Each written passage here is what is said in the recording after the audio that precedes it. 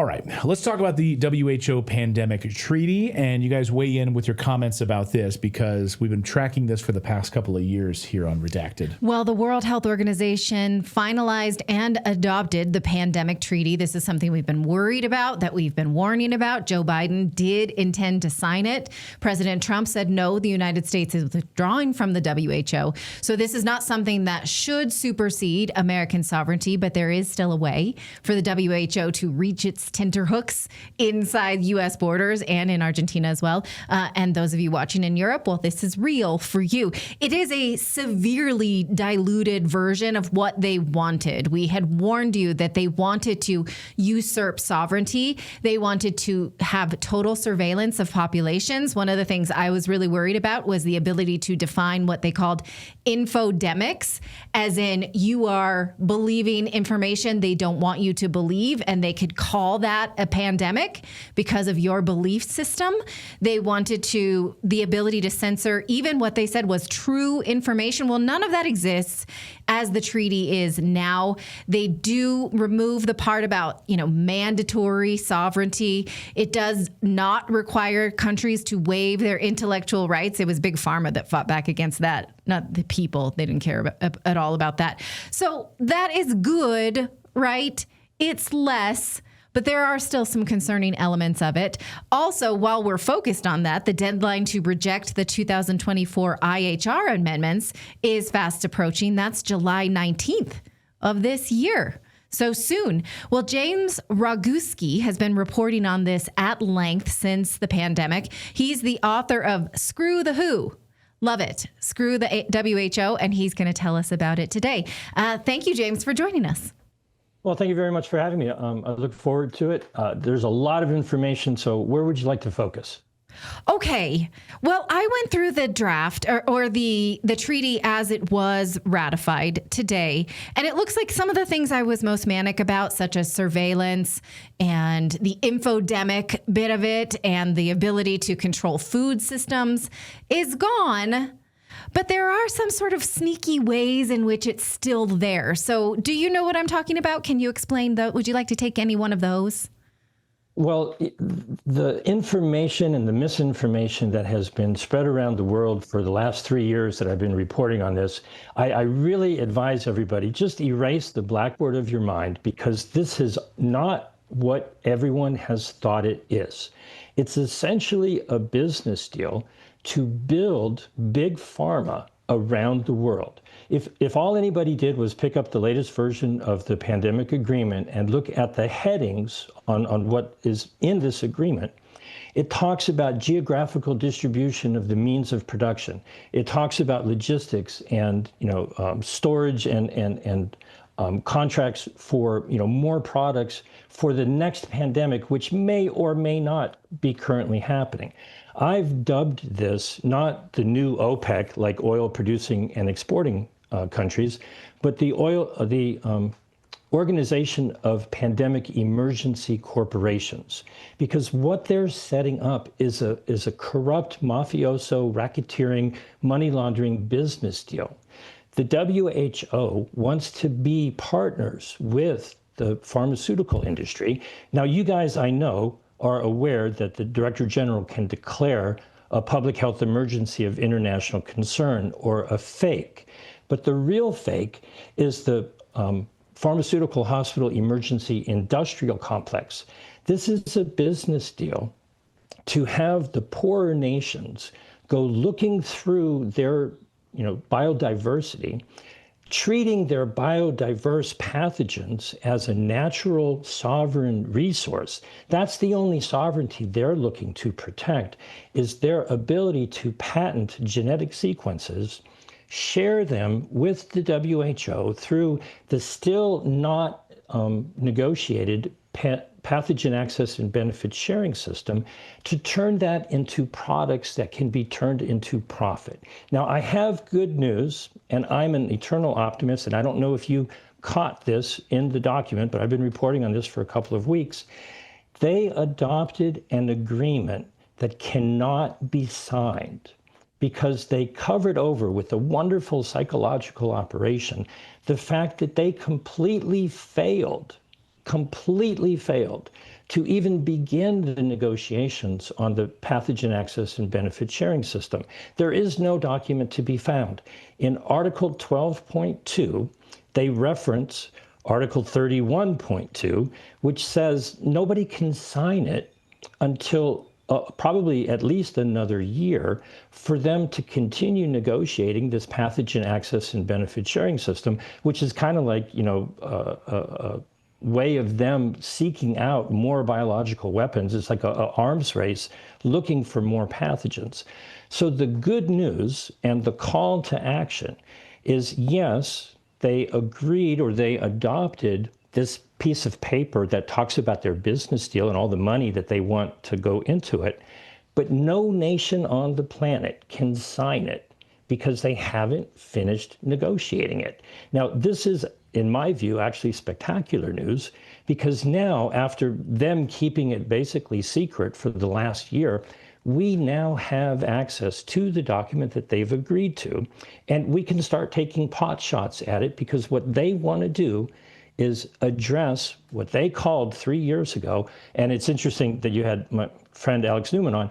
They were talking 3 years ago about vaccine apartheid.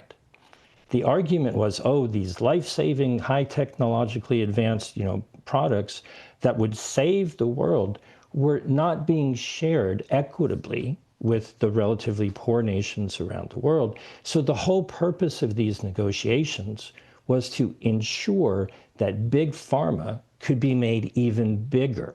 3 years ago, I reported on the report that started all of this, where the independent panel stated that they wanted to have a framework convention, which means they just lay out the framework and then they meet year after year after year, like the Framework Convention for Climate Change, which is now a $1 trillion boondoggle. Well, they wanted the same thing for pandemic preparedness, prevention, and response, so that they can create a whole new bureaucracy and funnel money through it. They said at the time they wanted $31 billion a year to funnel into this to manufacture more fraudulent PCR tests, more drugs, more jabs, make more devices like ventilators and all that sort of thing, in order to make sure that if there ever was another pandemic, they would be able to jab, 8 billion people at once. The lesson that they learned back in the middle of 2021 was that big pharma was not big enough.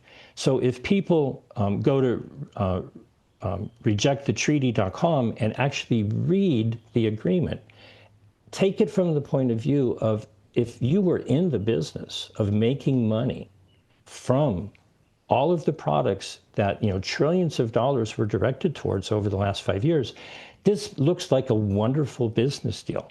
And the first clue to that came from the Indonesian health minister back in October of 2022.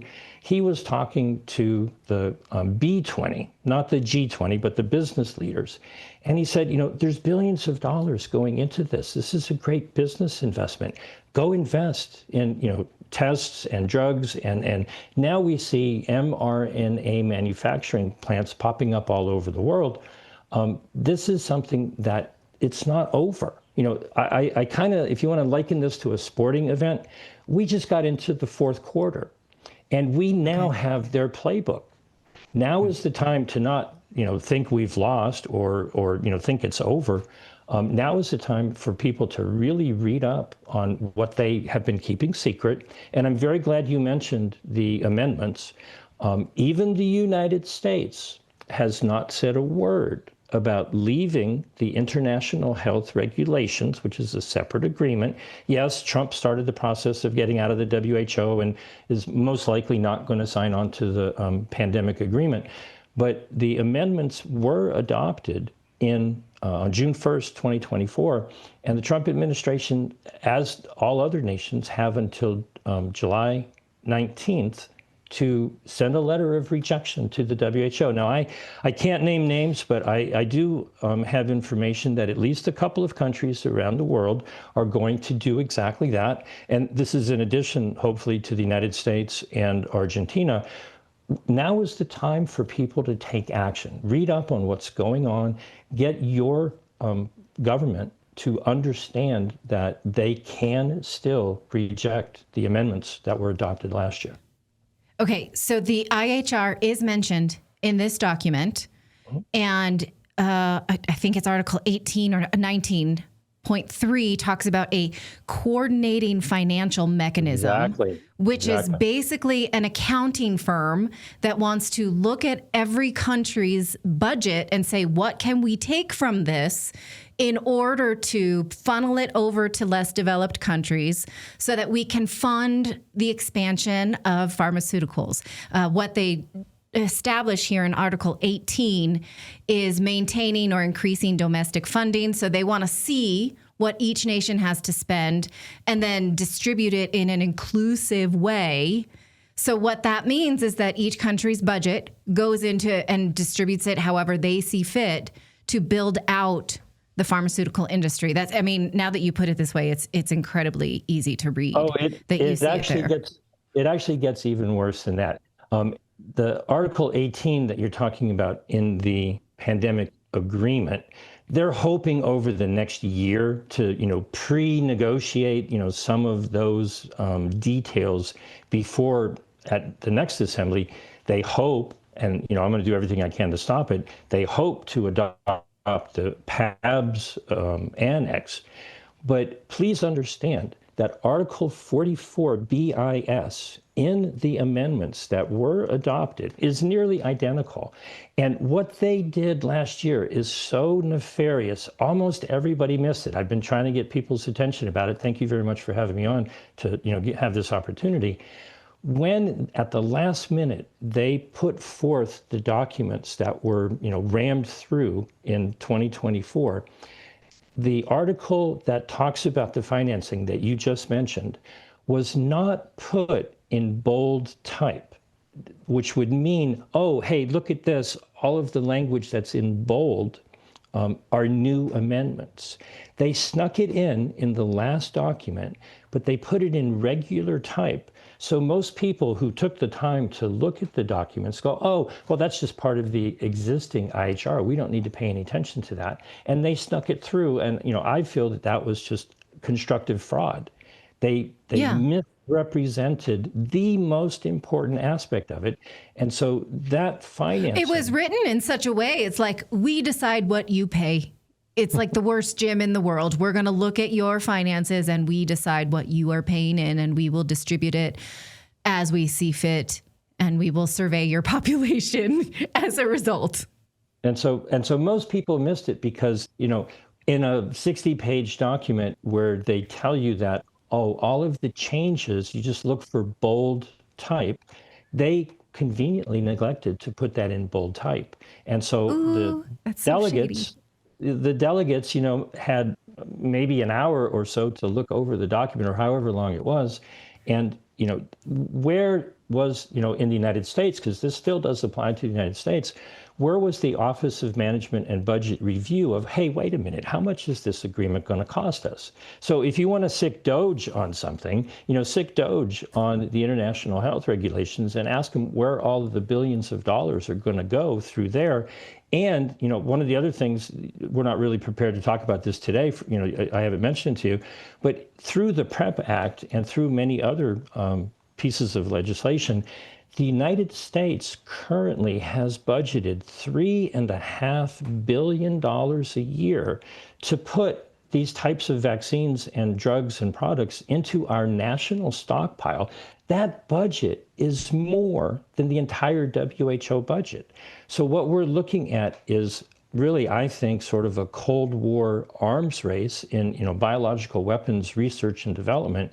The United States, the Defense Department, and all of its associated organizations through the World Bank and the Pandemic Fund have allocated, and through the National Defense Authorization Act, have allocated billions of dollars.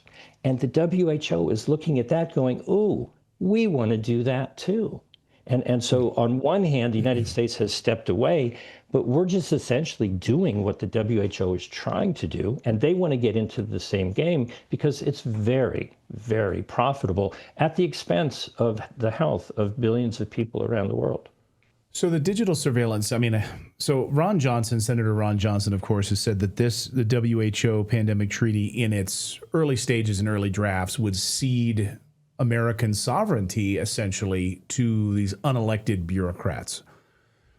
So my biggest concern, my biggest concern was always the sovereignty question. How much of our government sovereignty would be handed over, sort of like, Portugal hands over their sovereignty to Brussels, the EU, to these unelected Ursula von der Leyen types, and they get to really control what happens throughout Europe. That was a big concern of mine. And the other piece of this was the digital passport and the surveillance and the tracking of all of us into some sort of an international unelected Bill Gates sort of run, database somewhere that they know everything about us and our health history that has nothing to do with the American government. Have those two fears been alleviated, or were they ever really fears to begin with? Well, I'm not one to deal with fear. I'm one to deal with action. And so those issues have been very confused. I think I can read what your shirt says. And so when they mean surveillance, what they're talking about is the One Health surveillance of poultry operations and dairy farms and bat caves and wastewater treatment plants and so forth and so on. They want the poor nations to invest in using, I feel, fraudulent PCR test kits to go looking for pathogens to scare people with. So when they say surveillance in the international health regulations, they're not talking about cameras and video recording and all that sort of stuff. They're talking about looking for pathogens that they can turn into money. And so with the sovereignty issue, we have essentially lost our sovereignty to multinational corporations, which go over and above the head of government to deal with organizations like Gavi and the Bill and Melinda Gates Foundation and the WHO. Here's the thing that people in America need to understand. The companies and all of the nonprofit organizations that may be based in the United States can still participate in the treaty and the pathogen access and benefit sharing system. The United States is busy doing all of that already through the World Bank and the Pandemic Fund. We're setting up networks of laboratories looking for pathogens to feed our defense industry and the biological warfare that has been inflicted upon our own people by our own Defense Department through Operation Warp Speed. The WHO is envious of that, and they want to be able to, control the regulatory process to approve more products to go into the stockpile. They want to be in charge of the logistics and distribution network. They already have the financing put in place into the IHR. So essentially what I have been viewing is a psychological operation that has fooled most of the media. Thank you very much for having me on. What has happened is they want everyone to believe, oh, it's all over. And it's kind of like quitting. You're blowing my mind, James. James, you're blowing my mind. It's kind of like quitting when you're in the third quarter and the game is still going on. The fat lady hasn't sung. The game is not over. Not a single person, not a single nation can sign the adopted pandemic agreement. We've maybe been given a reprieve, if you will, but I'm energized and I'm fighting with every ounce of my being to let everyone know what it is that they are really doing. It's been the same since the beginning. They learned in the middle of 2021 that big pharma was not big enough. They want billions of dollars to finance the expansion of big pharma's manufacturing distribution network through poor nations who really don't have the money to do that. But the oligarchs in those nations see dollar signs. And so we have time with the agreement because they're still going to be negotiating for at least a year. But we don't have time with the amendments to the international health regulations. That deadline, as you well stated, is July 19th coming up. But it just takes a simple letter. So, shout out to Marco Rubio and Donald Trump, because it's really an international treaty, Secretary of State, Foreign Minister issue, you can send a letter to the WHO and just say, no, thank you for the 2024 amendments. 4 nations did that to the amendments in 2022. Iran, Slovakia, New Zealand, and the Netherlands don't have that same deadline. They have an additional 8 months because they wrote a letter back in 2023 to reject the 2022 amendments, and so it doesn't apply to them.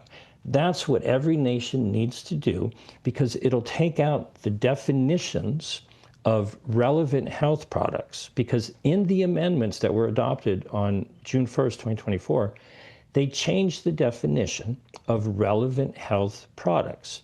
And it's all pharmaceuticals, including gene-altering therapies. There's no herbs or vitamins or minerals or homeopathic remedies or anything natural.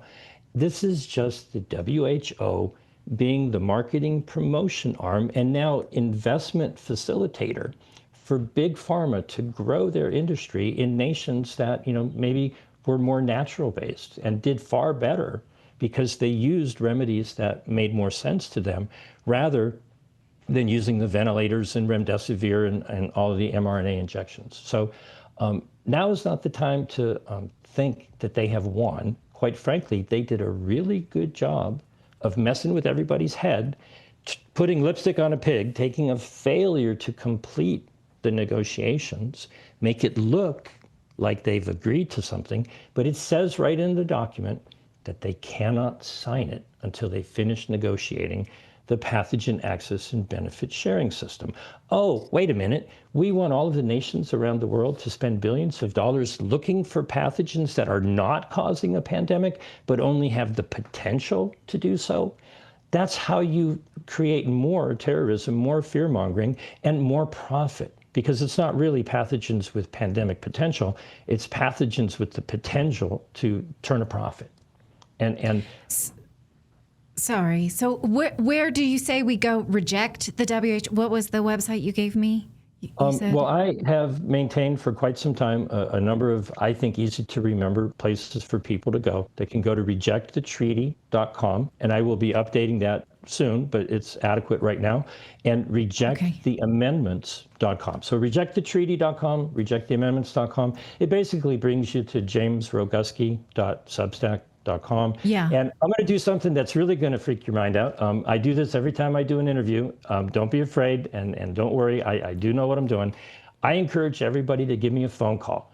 My phone number is 310-619-3055.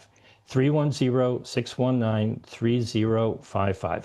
If you want to use Telegram or Signal or WhatsApp or send me a text message or give me a phone call, I am that serious about that. I've been doing that for 20 years now, and I encourage anybody who's listening who wants to keep pushing back against the WHO and these agreements, let me know. I'll be happy to work with you wherever you live around the world. Okay. He's serious about it then. He gave us his phone number. James, you're blowing my mind, really. I encourage, and if people missed a lot of what you said, go back, rewind this video. We'll share the replay with people so they can go back and pay attention to every word. But a lot of what you said just stunned me. So that's always shocking. Well, I'm at your disposal anytime you want to talk some more about it. Thank I'm more than you. happy to help you out. Thank you. Yeah.